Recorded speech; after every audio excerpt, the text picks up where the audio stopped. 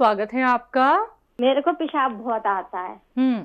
दूसरा बात है, मैंने कल हकीम जी का रोज प्रोग्राम देखती तो मुझे भी कब्ज था। वो पाउडर खाई थी हकीम जी का बनाया हुआ, पर कब्ज था तो मैंने अरंडी का तेल मंगवाया रात को, वो 1 चम्मच दूध में डाल के पिया था। तो वो मेरा आज पेट साफ हो गया है। तो वो कितने दिन लेना है अरंडी का तेल? और तीसरा है कि मेरे सियागोन खा रही हूँ मैं 17 तारीख से, पर 2-4 दिन तो मुझे आराम रहा, लेकिन अब मेरे इतना दर्द है कि मैं सारे दिन बेल्ट बांधे रहती हूँ और रात को नींद भी नहीं आती। उससे मेरे पैरों में भी दर्द आ जाता है, मतलब खिंचाव होता है पैरों में, और कभी लगता है कि मेरे पैर ही नहीं है, मतलब ब्लड का वो सर्कुलेशन रुक जाए, मतलब लगते हैं हल्के हल्के पैर कि पैर हल्के पड़ रहे हैं। और मेरे कमर में ऊपर तक दर्द आ गया यार, मतलब 4 दिन से मैंने वहाँ कंपनी में भी फोन करा तो उन्होंने बताया था कि जैतून का तेल ले लो माता जी, और उसमें लहसुन लौंग और अजवाइन डाल के उसे लगा लो गरम करके। तो अब मुझे ये पूछना था कि मेरा दर्द तो बहुत है, मैं सिकाई कर सकती हूँ या वो तेल वेल भी लगा सकती हूँ? और हकीम जी कहें तो आज 18 तारीख से मैं सियागोंद खा रही हूँ। तो पहले मैं 2 चुटकी लेती थी तो कंपनी वालों ने कही मेरे जलन रहने लगी थी उससे बहुत ज्यादा। तो मैंने कंपनी में फोन करा, उन्होंने कही कि नहीं माता जी 1 चुटकी लो। तो 1 चुटकी लिया, उससे भी जलन रहने लगी छाती में मेरे।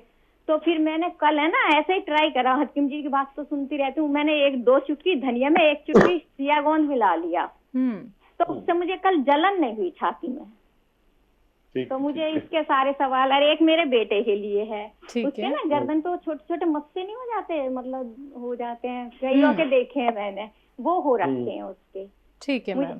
अरे ना मैं वेस्टर्न टॉयलेट पे ही मतलब पेट साफ करती हूँ, लेकिन यूरिन मुझे इतना आता है कि मैं वेस्टर्न टॉयलेट पे नहीं बैठ सकती, तो मैं इंडियन पे बैठती हूँ। क्या इस वजह से तो मेरी कमर में दर्द नहीं आ गया दोबारा? यूरिन बहुत ज्यादा जाना पड़ता है।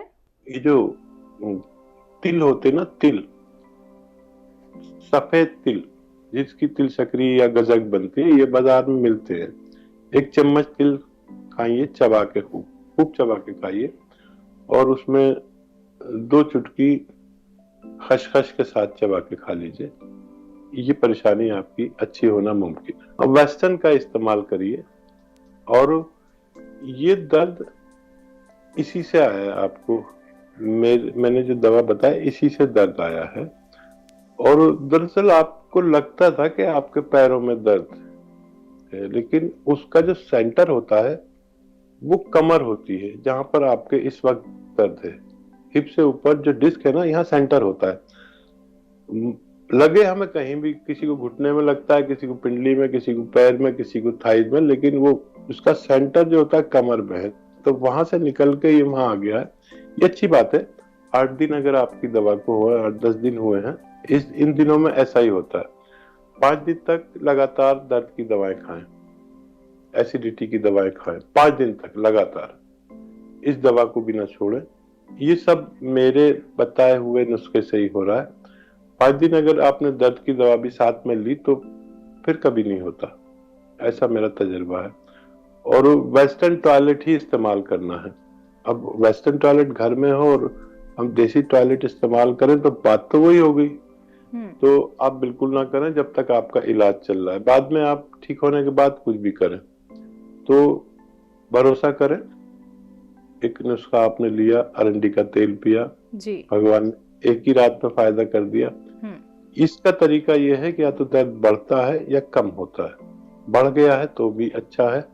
5 दिन भगवान से खूब मदद मांगे, 5 दिन दर्द की गोली खाएं, फिर मुझे कॉल करें और आपको फायदा होना मुमकिन है। आपके बच्चे के जो मस्से हैं उनका कोई परमानेंट इलाज नहीं है। अगर वो बुरे लगते हैं तो चूना जो पनवाड़ी लगाता है, जरा सा चूना, माचिस की तीली पर जो वो होता है ना मसाला, इतना सा चूना और इतना ही खाने का सोडा उस मस्से पे रोजाना लगा दिया करें।